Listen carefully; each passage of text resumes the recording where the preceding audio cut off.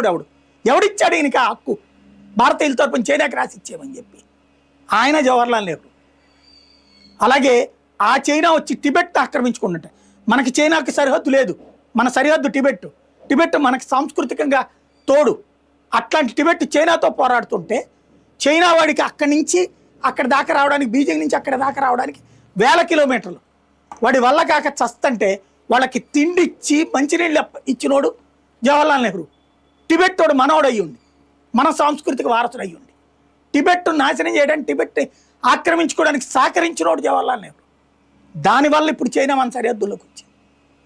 ఆ తర్వాత ఆ చైనా చీనీ భారత్ బాయి బాయి అని నినాదాలు పెట్టి భారతదేశపు రాజ్యాంగంలో సోషలిజం అనేది యాడ్ చేసింది ఎవరు? కాంగ్రెస్ కాదా? మన దాంట్లో మొదట్లేదే అది. ఎందుకు వచ్చింది అది? అదొక ఎత్తు. రెండవది, చైనా వాడు వచ్చి భారతదేశాన్ని ఆక్రమించుకుంటే నిద్రపోయినోడు ఎవడు? ఆ రోజునున్న రక్షణ మంత్రి, ఫెయిల్యూర్డ్ రక్షణ మంత్రి తీసుకొచ్చి పెట్టినోడు ఎవడు? 30,000 కిలోమీటర్ల భూభాగం ఆక్రమించుకుంటే వెనక్కి కూడా తీసుకురాని సన్నాసి ఎవడు? జవహర్లాల్ నెహ్రూ కాదా? మన దేశం మీద నుంచి వాడు పాకిస్తాన్ దాకా రోడ్డు వేసుకుంటుంటే మనకి తెలియని కూడా తెలియదంటే ఎలాంటి అసమర్థ పాలకుడు?